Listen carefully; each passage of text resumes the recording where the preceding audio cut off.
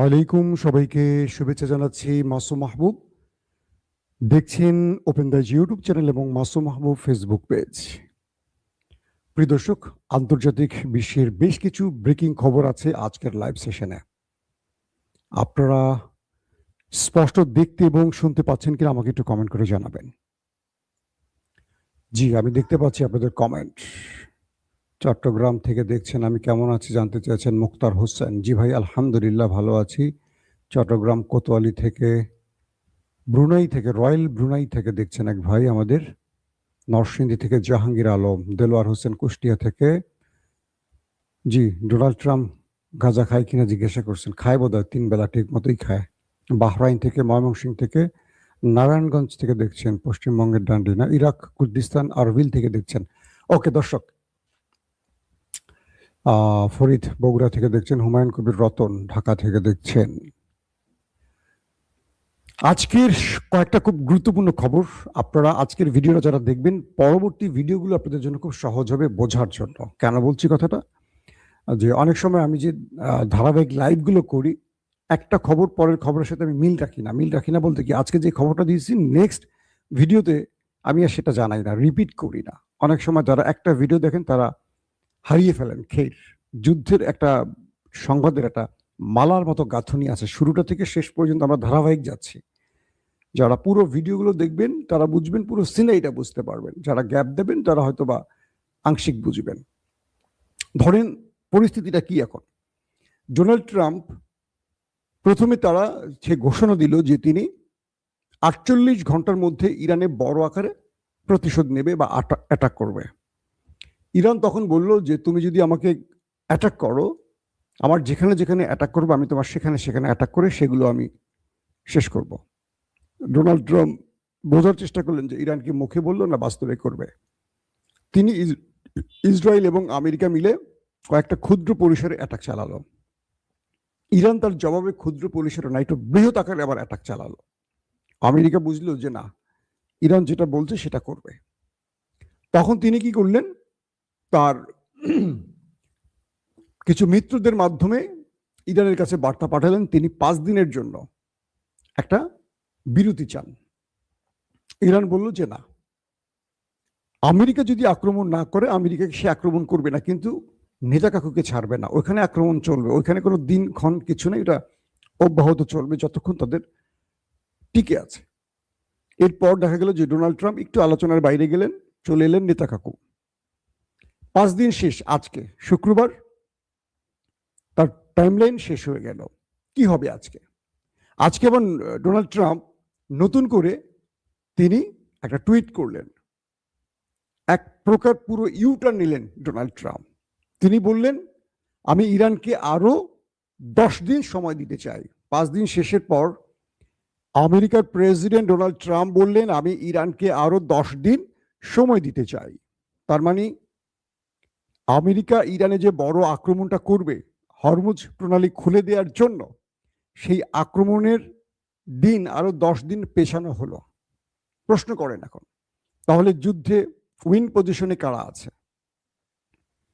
Iran সময় চায়নি, Iran যুদ্ধবিরতির আলোচনাও করছে না, বারবার বলছে, কিন্তু আমেরিকা বলছে যে ইরান তার কাছে যুদ্ধবিরতির জন্য ভিক্ষা চাইছে বিভিন্ন দেশের মাধ্যমে। ইরান স্পষ্ট করেছে কোনো দেশের মাধ্যমে ইরান প্রস্তাব করেনি, বরং আমেরিকা প্রস্তাব করেছে, ইরান রাজি নয়। আজকে সময় দিয়েছে কে? Donald Trump. কয়দিন? 10 দিন। তিনি বলছেন যে আমি ইরানকে আরো 10 দিন সময় দিলাম, অর্থাৎ আমাদের যে কাঙ্ক্ষিত টার্গেটে হিট করার ডে 48 ঘন্টা পেরিয়ে যাওয়ার পর 5 দিন দিলাম, 5 দিনের পর 10 দিন দিলাম। এখন ইরান এই 10 দিন সময়ের মধ্যে ভাবুক তারা কি করবে। ইরান বলছে তোমার থেকে তো আমি সময় চাই নাই, তুমি কেন 10 দিন দিলা? তার মানে তোমার প্রস্তুতি সম্পূর্ণ হয় নাই। তুমি যে আমার দেশের মধ্যে কমান্ডো বাহিনী নামাবে, তুমি এখনো চূড়ান্ত ফয়সালা করতে পারোনি, অথবা তোমার দেশের মধ্যে দ্বন্দ্ব চলছে, তোমার সেনাদের মনোবল ভেঙে গেছে।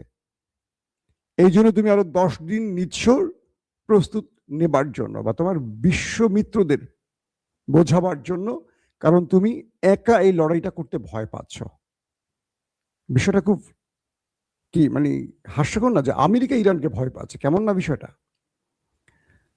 বলা হচ্ছে, ইরানের পক্ষ থেকে বলা হচ্ছে যে এই 10 দিন আমেরিকা একটা ক্ষেত্র তৈরি করবে ইরানের আক্রমণের জন্য, অর্থাৎ বিশ্বে বৈধতা নেবার চেষ্টা করবে। কারণ এই মুহূর্তে ইরানের হামলায় আমেরিকা ইসরায়েল কোনো আন্তর্জাতিক মিত্র পাচ্ছে না। খুব খেয়াল করবেন কথাগুলো, কারণ পুরো আমেরিকার মধ্যে ট্রাম্প বিরোধী একটা বিশাল গোষ্ঠী দাঁড়িয়ে গেছে, খুব পাওয়ারফুল ক্ষমতা লভি দাঁড়িয়ে গেছে, এস্টাবলিশমেন্ট দাঁড়িয়ে গেছে, এবং ইউরোপের মিত্র, নেটোর মিত্ররা আমেরিকার হাত ছেড়ে দিয়েছে ইরানের বিরুদ্ধে এই যুদ্ধে।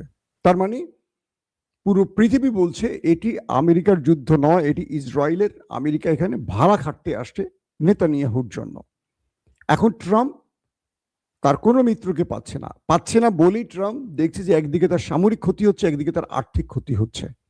আর ইউরোপের মিত্র বা নেটোকে আনতে পারলে খরচও পোষাতো, আর মূল্যে সব দেশের সেনারা মরতো, এককভাবে আমেরিকা মরতো না, এককভাবে আমেরিকা খরচও করতো না, এককভাবে আমেরিকার সমরাস্ত্র ধ্বংস হতো না।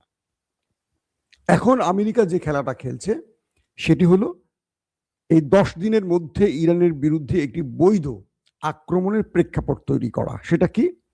ইরান বলছে, বা ইরানের পররাষ্ট্রমন্ত্রী আব্বাস আরাকচি একাধিকবার বলেছিলেন, এর আগে আলী লারিজানি বলেছিলেন, ইরানের বিরুদ্ধে একটা বৈধ প্রেক্ষাপট তৈরির জন্য তারা পৃথিবীর যে কোনো দেশে ফলস ফ্ল্যাগ অপারেশন করতে পারে। যারা আজকেই প্রথম দেখছেন ভিডিও তাদেরকে বলছি, ফলস ফ্ল্যাগ অপারেশন হলো একটি প্রতারণামূলক আক্রমণ। কিরকম? ধরেন সৌদি আরবের মক্কা মদিনায় ওই দুটো দেশ হিট করবে, কিন্তু নাম দেবে ইরানের। ধরেন এই মুহূর্তে ইরান যুদ্ধ করছে গালফ কান্ট্রি বা ইসরায়েল বা আমেরিকার সাথে। আমেরিকার ভেতরে টুইন টাওয়ারের মতো কোনো একটি বড় টার্গেটে ওরাই নিজেরা হিট করবে, নাম পড়বে ইরানের। অর্থাৎ করবে যে, নাম পড়বে আরেকজনের। ফলস ফ্ল্যাগ অপারেশন এটাকে বলে। তো এখন যে বিষয়টি তৈরি হচ্ছে, ইরান বা ইরানের দায়িত্বশীলরা বলছেন যে আমেরিকা বা ইসরায়েলের মূল টার্গেট এখন ফলস ফ্ল্যাগ অপারেশন করে একটা বৈধ প্রেক্ষাপট তৈরি করা। কি হতে পারে ফলস ফ্ল্যাগের টার্গেট? বলা হচ্ছে মুসলিম বিশ্বের 57টি মুসলিম দেশে 200 থেকে 250 কোটি মুসলমানদের সবচেয়ে বড় আবেগের জায়গা কোনটা? Mecca Medina. তারপর জেরুজালেমের, যেটা আমাদের মসজিদুল আকসা। যে কোনো সময় মসজিদুল আকসায় বড়সড় হামলা হতে পারে।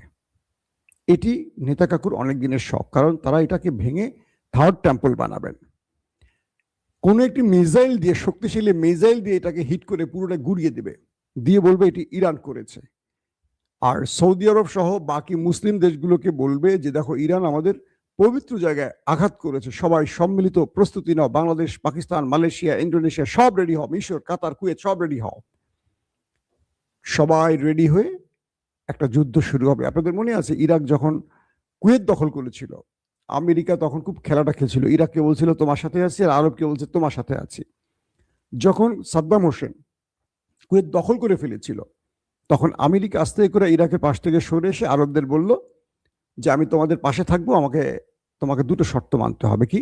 এক, তোমার দেশে আমাকে ঘাঁটি করতে দেবে। এই যে আজকে আমেরিকা ঘাঁটি করছে মধ্যপ্রাচ্যে, কিভাবে জানেন তো? এই ইরাকের সাথে খেলাটা খেলে ইরাকের যুদ্ধে নামাই দিয়ে আরবরা বলছে আমি তোমাদের সাথে আছি, বাট ইরাক কিন্তু তোমাদেরও দখল করবে। কুয়েতের পর সৌদি, কাতার, যা আছে সব দখল করবে। তাহলে কি করতে হবে? দ্রুত আমাকে তোমার দেশে এনে ঘাঁটি করতে দাও, আমি থাকলেও আর আসবে না। এইভাবে আমেরিকা প্রতারণা করে আরবের মধ্যে ঘাঁটি করেছে। আপনারা হয়তো হিস্ট্রি অনেকে জানেন না, এটা নিয়ে আমি একটা আলাদা পর্ব করব। তো এখন যে বিষয়টা তৈরি হয়েছে, ওদেরকে বলছে ইরান তোমাদের দখল করবে বলে ইরানের বিরুদ্ধে ঘাঁটিগুলোকে ব্যবহার করছে। কিন্তু ইরান কালকে কাতার বলেছে, কাতারের খুব বড় একজন গুরুত্বপূর্ণ মন্ত্রী বলেছে, শত শত না হাজার বছর ধরে ইরান আমাদের পাশে আছে, কখনো আমাদের ভূমিতে তারা টার্গেট করেনি, বরং আমাদের পাশে ছিল বন্ধুর মতো। ইরান আমাদের জন্য টেনশন নয়, আতঙ্ক নয়। কাতার বলছে আমরা ইরানকে বন্ধু হিসেবে সবসময় পেয়েছি, অতএব আমরা এই যুদ্ধে ইরানের বিরুদ্ধে দাঁড়াবো না। কাতার স্পষ্ট কালকে বক্তব্য দিয়ে দিয়েছে। তো এখন যে বিষয়টা তৈরি হয়েছে যে মক্কা এবং মদিনা আমাদের সবচেয়ে বড় আবেগের জায়গায়, দেখা যাবে নেতা কাকু বা ড্রাম চাচ্চুর পক্ষ থেকে কোনো ফলস ফ্ল্যাগ অপারেশন মক্কা এবং মদিনায় করা হতে পারে, হারামাইন শরীফে করা হতে পারে।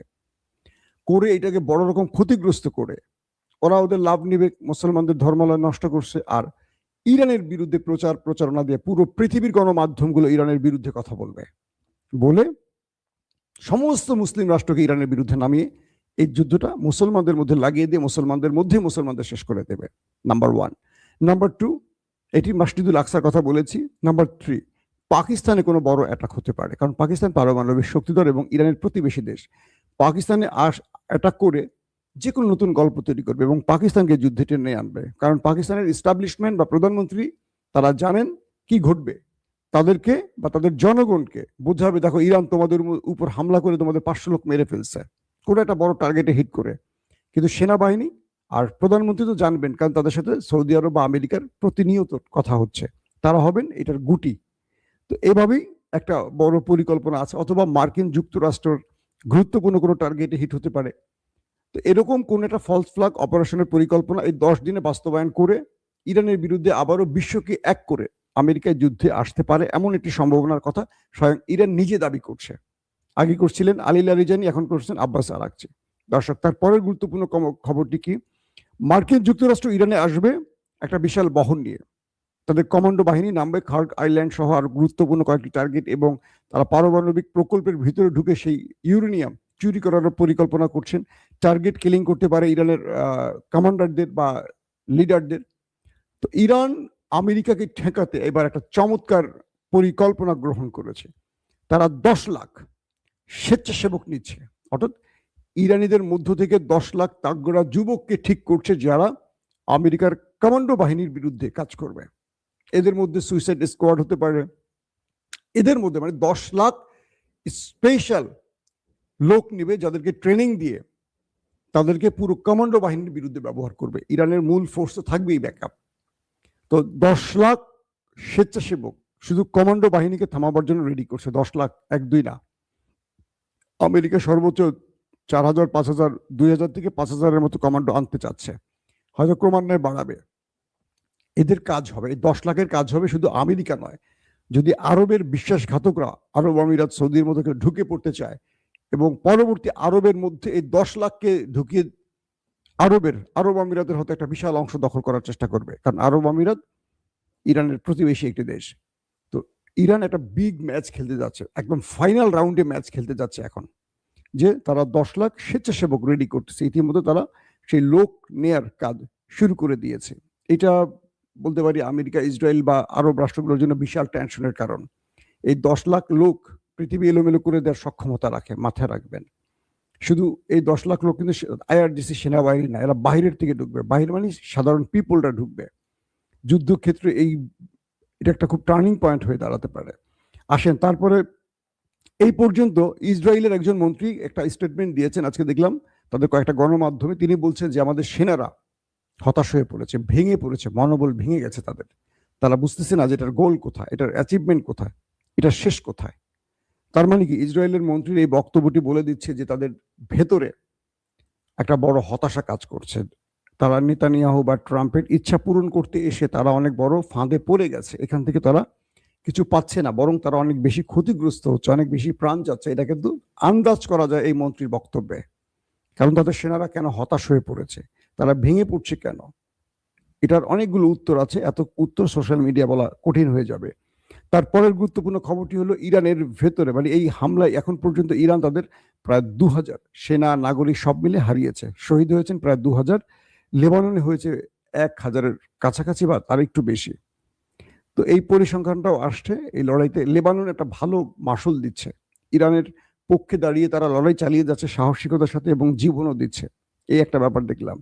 অন্যদিকে ডোনাল্ড ট্রাম্প বলছে যে ইরান আমাকে গোপনে 10 ট্যাঙ্কার তেল পাঠিয়েছে শুভেচ্ছা হিসাবে। অর্থাৎ ডোনাল্ড ট্রাম্প ইরানের তথ্যটি আনলেন কিভাবে, যে ডোনাল্ড ট্রাম্প বলছেন প্রকাশ্যে যে ইরান আমাকে 10 ট্যাঙ্কার তেল উপহার পাঠিয়েছে। এবং এই 10টি জাহাজ হরমুজ প্রণালী থেকে বেরিয়ে এসছে কিভাবে, পাকিস্তানের পতাকা লাগিয়ে, যাতে কেউ আক্রমণ না করে। প্রশ্ন হলো, পাকিস্তান এই ব্যাপারে কোনো বক্তব্য দেয়নি, এবং ইরান বা রাষ্ট্রীয়ভাবে তাদের যে নেভিগেশন সিস্টেম, জাহাজগুলো যেই কি বলবো তাদের লোকেশন অন করে হরমুজ প্রণালী অতিক্রম করে, সেই রেকর্ডের ডাটায় দেখা গেছে গত 4 দিনে মাত্র 4টি জাহাজ হরমুজ থেকে বেরিয়ে আসছে। এগুলো একটাও পাকিস্তানি না। অর্থাৎ ইরান যাদেরকে অনুমতি দিয়েছে এরকম কয়েকটি দেশের 4টি জাহাজ এসছে, তার মধ্যে একটিতে না দুটিতে তেল ছিল, বাকিতে অন্য কোনো পণ্য ছিল। তার মানে ডোনাল্ড ট্রাম্প ইরানকে মানসিকভাবে চাপে ফেলতে বা বিশ্বের কাছে তার গ্রহণযোগ্যতা অবিশ্বস্ত করতে এই খেলাগুলো খেলছে। যদি ডোনাল্ড ট্রাম্পকে 10টি জাহাজ, মানে 10 ট্যাঙ্কার বা জাহাজ ভর্তি তেল পাঠানো হয় পাকিস্তানের পতাকা লাগিয়ে, তাহলে গত 4 দিনের রেকর্ডে এই জাহাজের কোনো সন্ধান পাওয়া যাচ্ছে না কেন? এই জাহাজগুলো তো আকাশ দিয়ে আসে না, মাটিতে জল মানে পানিতেই আসছে। তো সেখানে দেখা গেছে মাত্র 4 দিনে 4টি জাহাজ আসছে, 10টি জাহাজের সন্ধান পাওয়া যায়নি এবং সেগুলোতে পাকিস্তানের পতাকারও কোনো খবর পাওয়া যায়নি। এই তথ্যটি নিয়েও বিভ্রান্তি আছে, এটা মোটামুটি বলা যাচ্ছে। এবং আরেকটি খবর পাওয়া গেছে, মধ্যপ্রাচ্যে মার্কিন সেনারা তাদের ঘাঁটি ছেড়ে এখন হোটেলে গিয়ে পালাচ্ছে এবং তারা সাধারণ পিপলের সাথে মিশে যাচ্ছেন, তাদেরকে ঢাল বানিয়ে নিজেকে রক্ষার চেষ্টা করছেন, কারণ তারা জানেন ইরান আরবের কোনো সাধারণ মানুষকে টার্গেট করবে না। তো যেই দেশটি তাদের নিজের বেজ, যুগের পর যুগ ধরে যে বেজগুলো তারা তৈরি করে সেখানে মনে করেছেন আত্মরক্ষা করবেন, কেউ পৃথিবী তাদেরকে টাচ করবে না, তারা আনটাচ থাকবেন, সেই আমেরিকান সেনারা গালফ কান্ট্রিতে থাকা তাদের বেজগুলো ছেড়ে পালাতে শুরু করেছে। এবং শুধু পালাচ্ছে না, তারা হোটেলে উঠছে, মোটেলে উঠছে, বিভিন্ন রিসোর্টে গিয়ে উঠছে, তারা যেখানে আরবরা বসবাস করছে সাধারণ তাদের সাথে মিশে যাচ্ছে শুধু তাদের নিজেদের বাঁচাবার জন্য। অর্থাৎ তারা জানে ইরান আরবদের মারবে না, মুসলমানদের মারবে না, তাই তারা তাদের সাথে মিশে যাচ্ছে বাঁচার জন্য। এই ব্যাপারটি ইরানের পররাষ্ট্রমন্ত্রী আব্বাস আরাকচি বলছেন যে আপনারা যেখানেই মার্কিন সেনাদের কোনো খবর পাবেন আমাদের জানাবেন, আমাদের লক্ষ্যবস্তু হবে তারা, আর আপনারা তাদের কাছ থেকে দূরে থাকবেন, কারণ যেখানেই আমরা ওদেরকে পাবো সেখানে আমাদের ড্রোন কিংবা মিসাইল উড়ে চলে যাবে, সেখানেই যাবে ওদেরকে খোঁজার জন্য। তো এখন এই তথ্যটি দিয়ে কি বোঝা গেছে যে আমেরিকা যত বড় কথাই বলুক, তারা আরবের ভেতরই পালানো শুরু করছে, তারা ইরানে ঢুকে আর কত বড় কি করবে আল্লাহ ভালো জানে, এবং তাদের কোনো বেজে আর খুঁজে পাওয়া যাচ্ছে না। আর তাদের অনুসন্ধান ইতিমধ্যে ইরান তাদের ইন্টেলিজেন্সের মাধ্যমে নেওয়া শুরু করেছে তাদের ধরাই দেওয়ার জন্য। দর্শক, এদিকে ইরানের পররাষ্ট্রমন্ত্রী আব্বাস আরাকচি, আমাদের জাতিসংঘের মহাসচিব অ্যান্টোনিও গুতেরেসের সাথে তাদের কথা হয়েছে এবং তিনি খুব চমৎকার কিছু কথা বলেছেন জাতিসংঘের মহাসচিবকে। তিনি বলেছেন বিশ্বের দরবারে আমাদেরকে বারবার দায়ী করা হচ্ছে আমরা হামলা করছি, আমরা হামলা করছি। হামলাটা কে শুরু করেছে? কে ইরানের সর্বোচ্চ নেতাকে, ইরানের সবচেয়ে বড় লিডারদেরকে, সেনা অফিসারদেরকে হত্যা করেছে? কে শুরুটা করেছে মিস্টার মহাসচিব? দ্বিতীয় প্রশ্ন করেছে আমার চারপাশে গালফ কান্ট্রি নামের দেশগুলোতে কারা ঘাঁটি বানিয়ে বসে আছে, কারা গালফ কান্ট্রিতে উত্তেজনা ছড়াচ্ছে? আমি একটি স্বাধীন সার্বভৌম রাষ্ট্র, আমার চারদিকে মার্কিন ঘাঁটি কেন? এই ঘাঁটিগুলো কেন প্রতিনিয়ত আমাকে ফলো করছে, আমার উপর হামলা করছে, আমার জনগণের স্বাধীনতা খর্ব করছে? মিস্টার সেক্রেটারি, এর জবাব চাই। পৃথিবীর কাছে আমাকে ভিলেন বানাচ্ছেন, ভিলেনটা কে সেটা প্রকাশ করুন। ইরান আক্রমণ করেনি, ইরান আত্মরক্ষা করছে। আপনি কি ইরানের এই বক্তব্যের সাথে একমত কিনা আমাকে অবশ্যই জানাবেন। দর্শক, জুমার নামাজের আজান হবে, আপনারা হয়তো নামাজে যাবেন।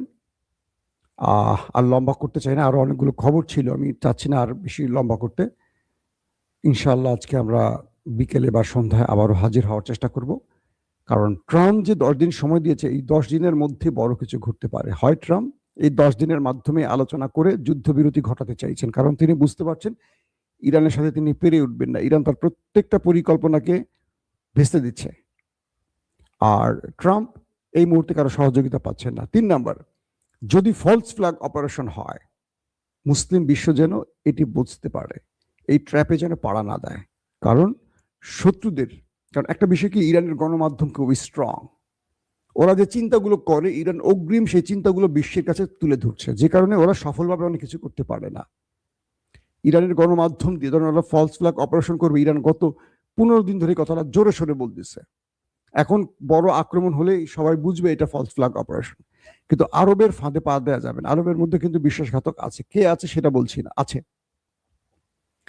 এবং ওই দেশটি, নেতাকাকুর দেশটি যেই পরিকল্পনা করবে সেই পরিকল্পনা বুঝে যেন মুসলমানরা সেই ফাঁদে পা না দেয়, এটা আমাদের সবার কাছে অনুরোধ থাকবে। দর্শক, আবারও বলছি, আমরা যুদ্ধ চাই না, আমরা শান্তির পক্ষে, আমরা চাই এই যুদ্ধ বন্ধ হোক, পৃথিবীতে শান্তি আসুক। প্রত্যেকে ভালো থাকবেন, আল্লাহ হাফেজ। ওপেন দাইস মানে সত্যকে সত্য বলা, মিথ্যেকে মিথ্যে বলা। আমরা শোনা কথা নয়, চোখে যা দেখে তাই বলি।